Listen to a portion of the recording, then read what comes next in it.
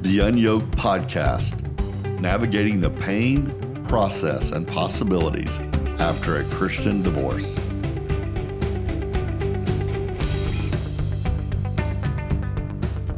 Divorce is brutal.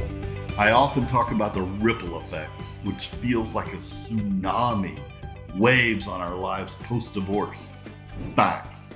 Sometimes, in managing our crisis of our marriage, we just can't even see far down the road. We just can't fully know all the life changes coming our way. In today's episode, it's a topic that you just can't really imagine when you're married. How do you co-parent when both sexes live out of the same house?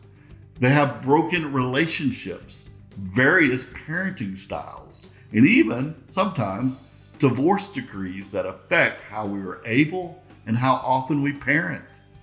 All the while trying to raise God-fearing, mentally healthy children in a world that wants to misprioritize their hearts. It's hard enough to parent with two on the same page, husbands and wife, but now sprinkle in conflict and sporadic parenting, we have a higher hill to climb. Add anger, bitterness, infighting, and additional players like a new spouse or a boyfriend or a girlfriend or influencers from the family. You know, Aunt Sally and that lady at your Sunday school.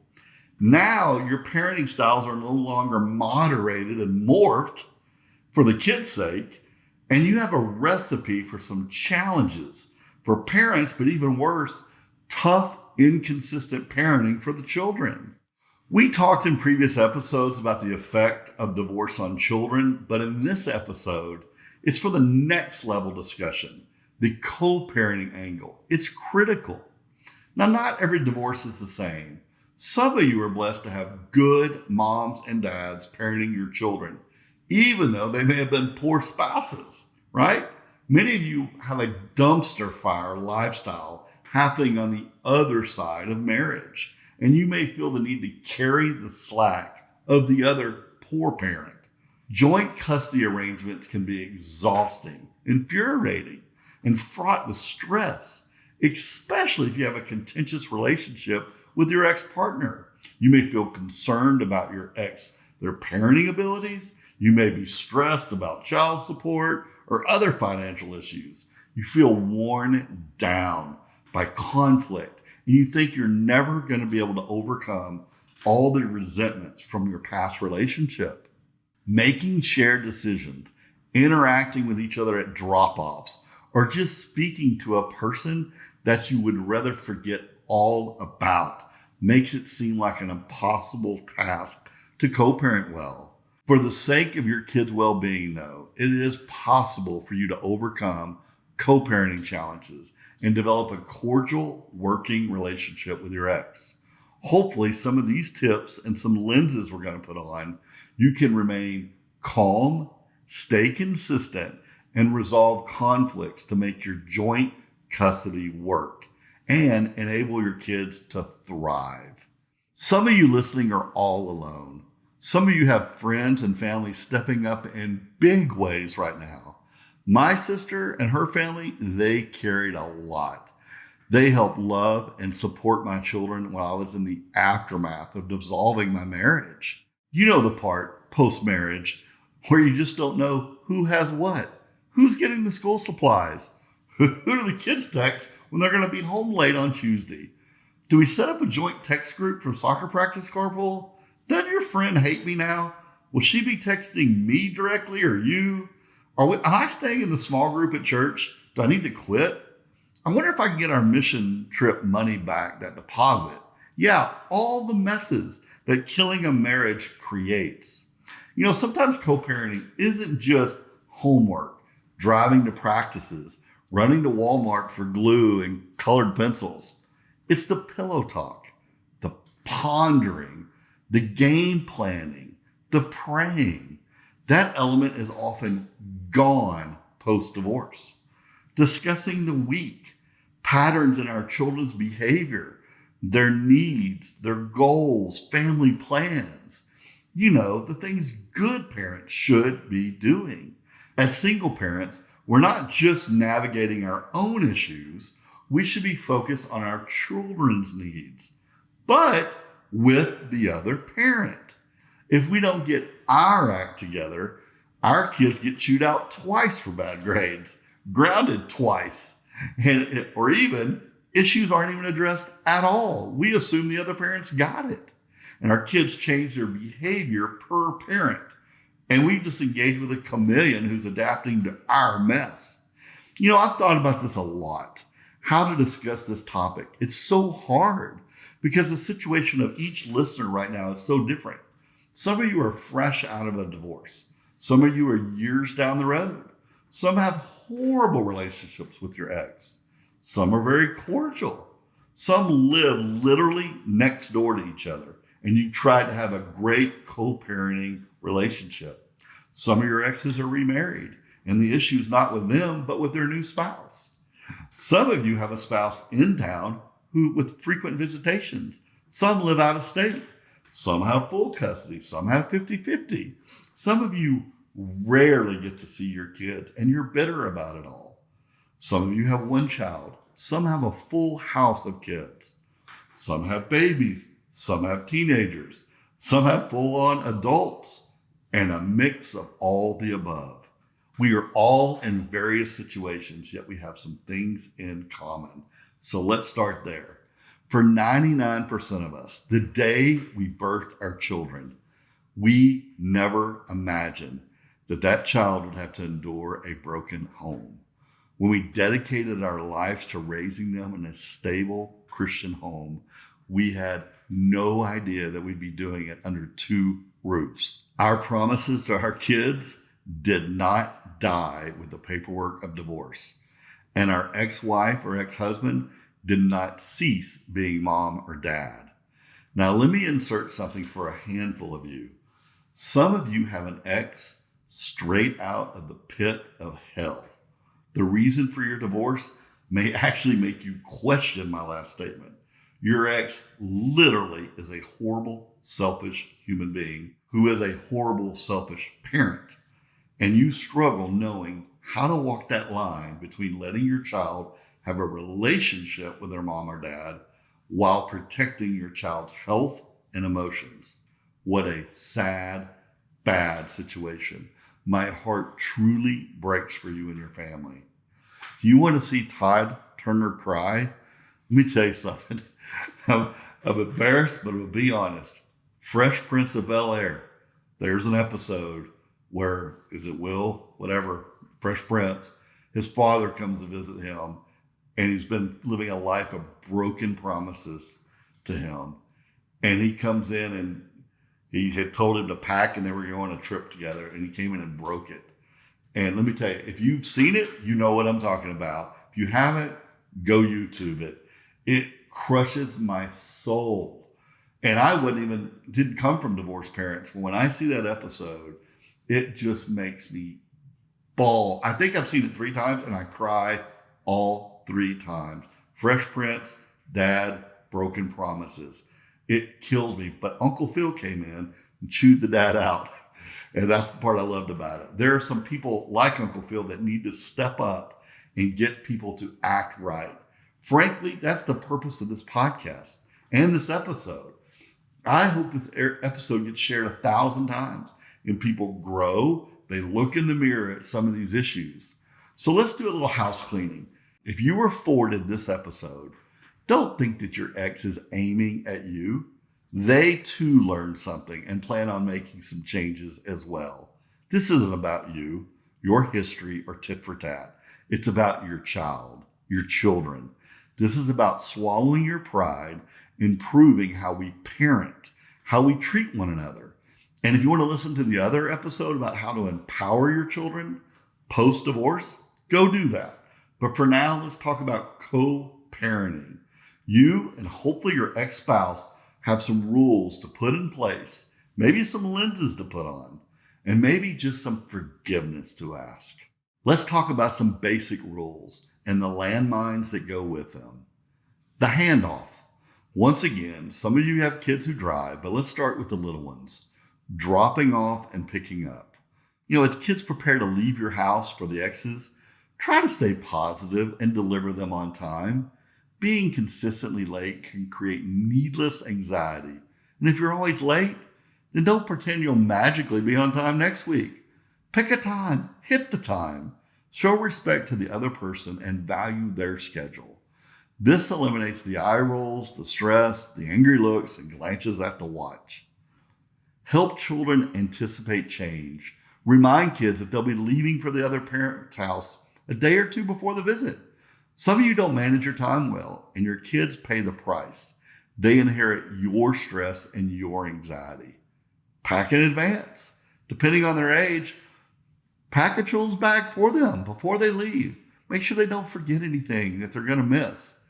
Encourage maybe packing familiar items and reminders like a special stuffed toy or a photograph or a Post-it note. Not, your dad's most likely going to forget a snack, so I left one in here for you. I mean, that's rude.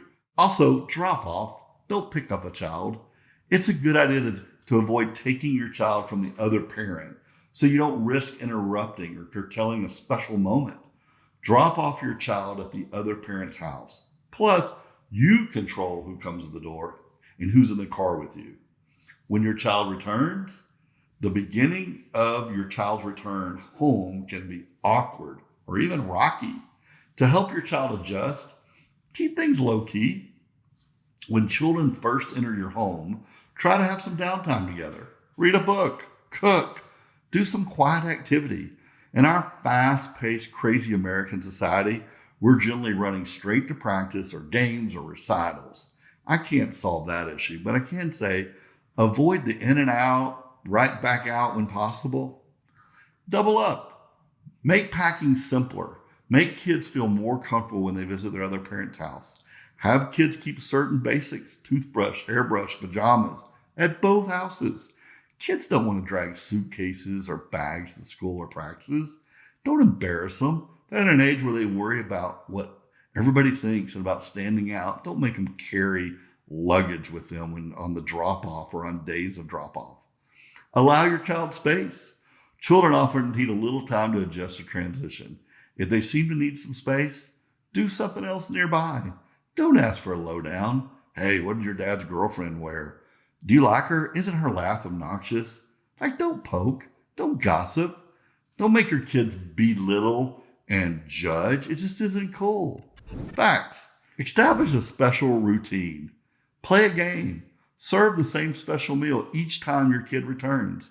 Kids thrive on routines. If they know exactly what to expect when they return, it can help them transition.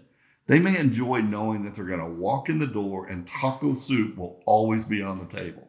That helps them.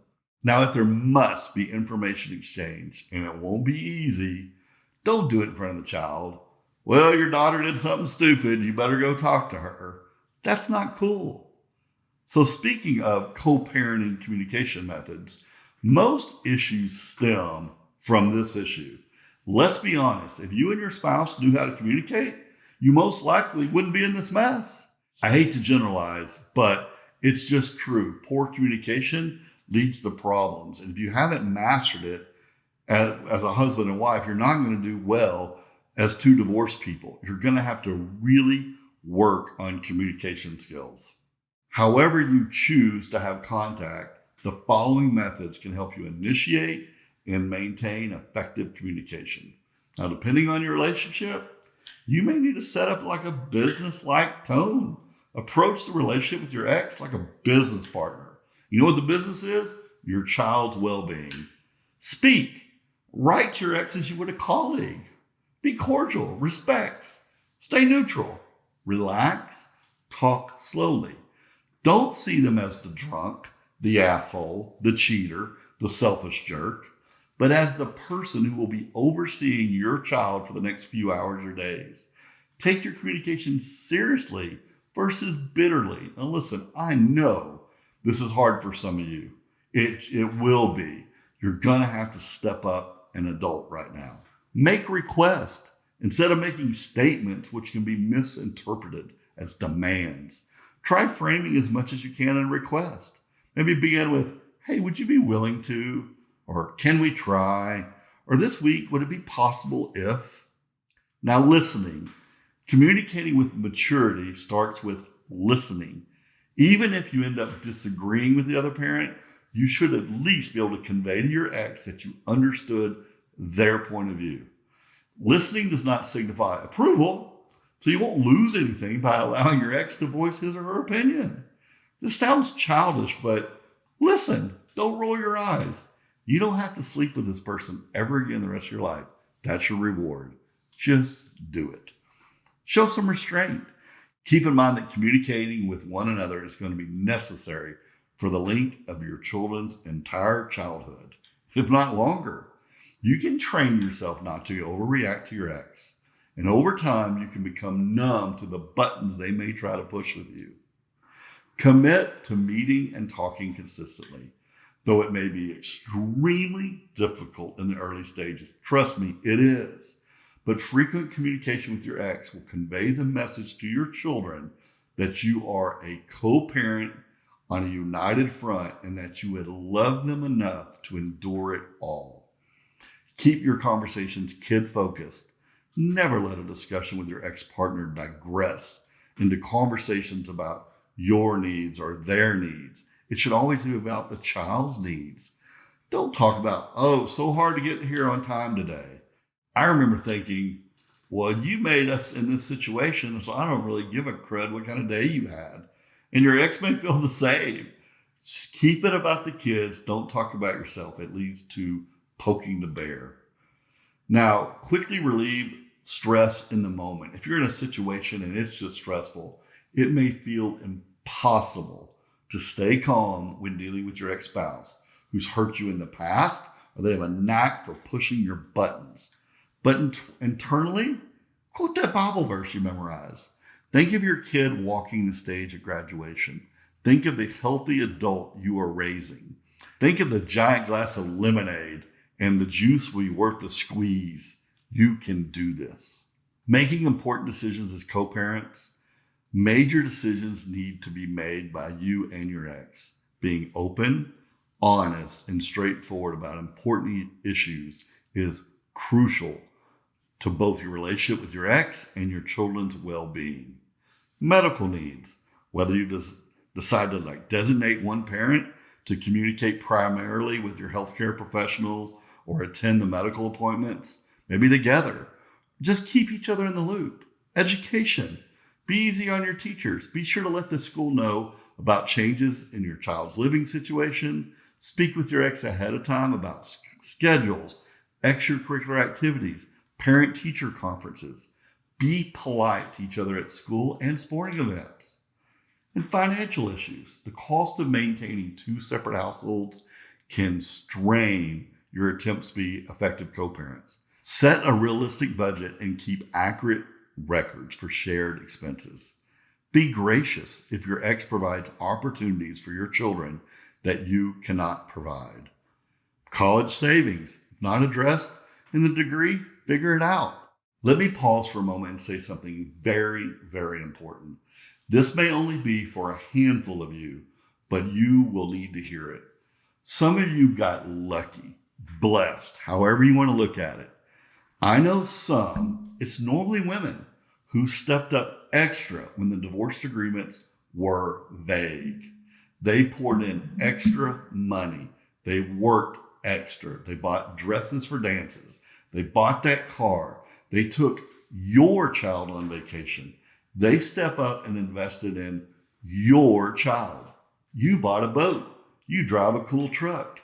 And you have a lot of money in savings. And you're still splitting hairs and taking advantage of an agreement that was made in a hot dumpster fire moment. I'm not saying cut a check, although some of you should, but maybe loosen up. Maybe offer to step up in some areas. Maybe offer to help pay for that little thing that popped up. Braces, mission trips, birthday parties, weddings. You know the thing you can help with. Do it. Do it for your kid. Now, if you're worried about how your ex is going to spend the money, navigate that. But step up. Our God is a God of justice. I have 2 tattoos on my body. They're from my favorite Bible verse, Micah 6:8. My left arm says, seek justice. God doesn't care about that sheet of paper. If you're able and your child and your ex-spouse could use relief or even back acknowledgement, do the right thing. Step up. Your kids are watching. Sometimes we don't see the fruits of the labor till much later. Make it a priority to develop an amicable relationship with your ex-spouse as soon as possible. Watching you be friendly can reassure children and teach problem-solving skills as well. Children who see their parents continuing to work together are more likely to learn how to effectively and peacefully solve problems themselves. Okay, do not do these things. Refrain from talking to your children about the detail of another parent's behavior. It's the oldest rule in the book. If you don't have anything nice to say, don't say anything at all. Never argue in front of your children, whether it's in person or over the phone. Ask your ex to talk another time. Drop the conversation altogether. Children exposed to conflict between co-parents are more likely to develop issues such as depression, anxiety, ADHD. Separate feelings from behavior. It's okay to be hurt and angry, but your feelings don't have to dictate your behavior. Instead, let what's best for your kids, you working cooperatively with the other parent, motivate your actions. Get your feelings out somewhere else. Never vent to your child. Friends, therapists, even a pet, they can all make good listeners when you feel like you need to get the negative feelings off your chest. Exercise also provides a healthy outlet, letting off steam, pun intended. Stay kid focused. If you feel angry or resentful, try to remember why you need to act with purpose and grace. Your child's best interests are at stake. If your anger feels overwhelming, look at a photograph of your child. Maybe calm down. Here is your co-parenting list with some good co-parenting rules to consider. Put your child's well-being first. Always prioritize your child's physical and emotional well-beings in all decisions and interactions. Their needs should come before any personal conflict issues between co-parents. Maintain open communication. Foster open and respectful communication with the co-parent. Keep each other informed about events, school, health concerns, any issues related to your child. Number 3, be flexible and willing to compromise. Recognize that flexibility is essential in co-parenting. Be willing to accommodate each other's schedules and be open to making compromises when necessary. And 4, respect each other's parenting style.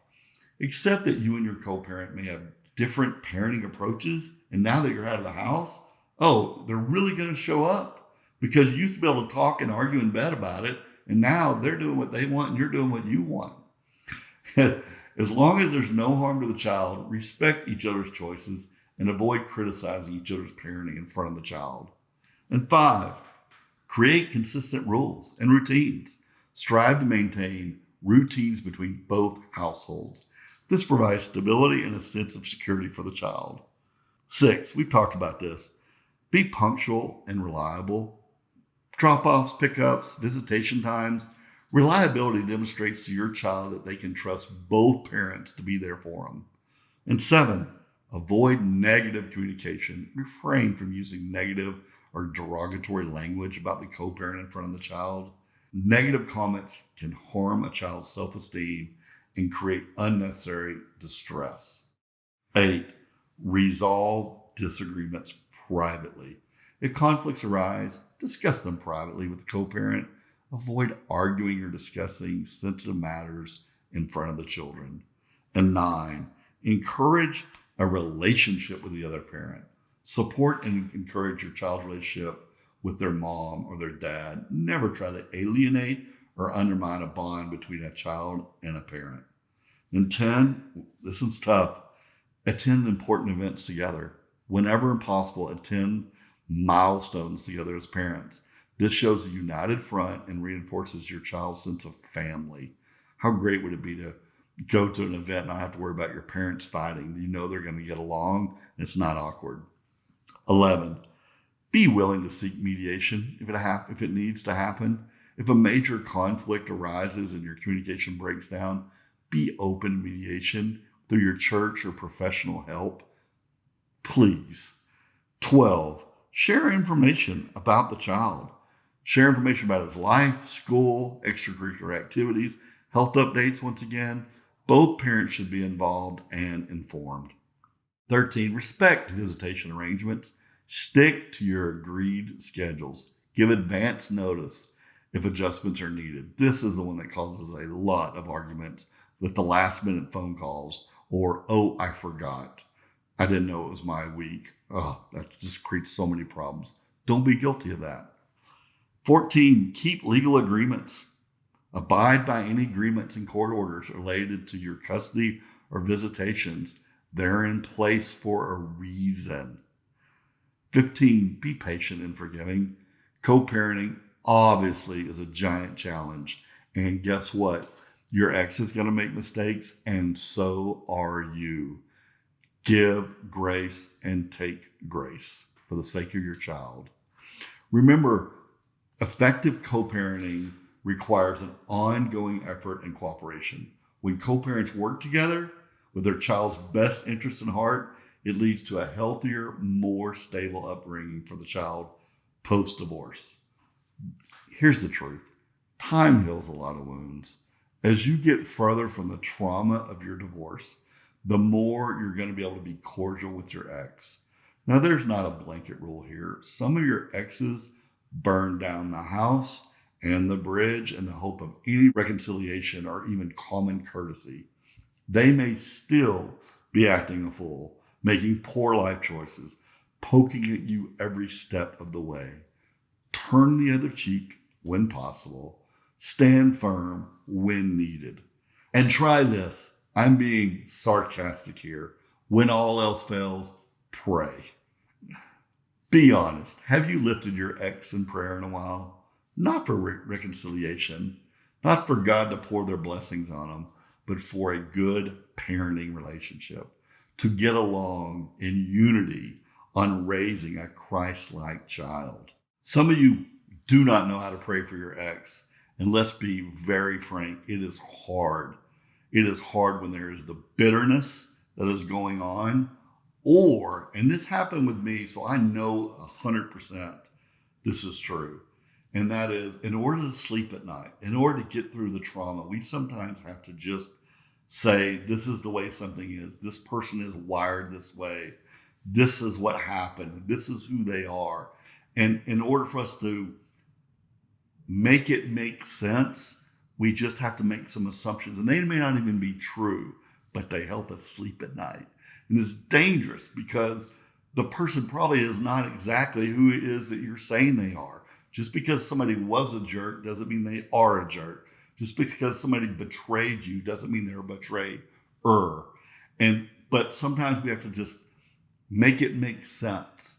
But when we remember, and hopefully you were equally yoked and your ex was a believer and is a believer, not was, is a believer, then we have to see them the way God sees them. And they may have messed up and they may still be messing up, but God still loves them. God can use them, and they're still the parent of your children. Right? That person hopefully loves your child. So we need to pray for them with a different lens on. And if you need help, let's give it a shot right here. Pray something like this. Heavenly Father, Lord, you are good. You are mighty. You are powerful. You are awesome. We thank you for loving us when we don't deserve it. We thank you for pouring grace on us when we fail over and over and over again. And Lord, as we sit here, I want to lift up my ex-spouse, the parent of my children. Lord, I want you to heal where you can heal, pour into in a way that gets attention, Lord, however that is. Lord, we just ask that you show yourself to be real and mighty, that no matter what they're going through, they put you first, your principles, your rules, be kingdom-minded in all that they do. Lord, we ask them to put a lens on of you, of Christ, when they engage with our children, when they discipline, when they role model. Lord, may Christ be the center of all the activities, all the thoughts, and all the conversations around my children with my ex when I'm not around, Lord. I just ask you to pour grace on situations that we cannot even forecast. Lord, we rely on you and your infinite, perfect will and your power, Lord, to just intervene when we can't. Be strong where we are weak.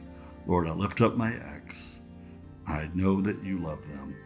And I just ask all this in your son's name. Amen. Something like that. Something that may be really, really hard for you. And who knows what God can do with that. But you're praying for the parent of your child. That's worth praying for. All of I have said today, the best advice, the trump card you need above all else is pray to our Father above. It's just true. Prayer is the only way that I got through any of my mess. It's not because I'm smart. It's not because I know anything anybody else knows. It's the power of prayer and the power of community and working with my ex to raise my kids to the best of our ability. Thank you for joining us today on the UnYoked podcast. Remember, you're not alone on this journey. Together, we can help raise our children, heal and thrive post-divorce. If you found value in this episode, don't forget to subscribe and to share it with others who might benefit from this important discussion, maybe your ex. Join us next time for more empowering conversations on UnYoked.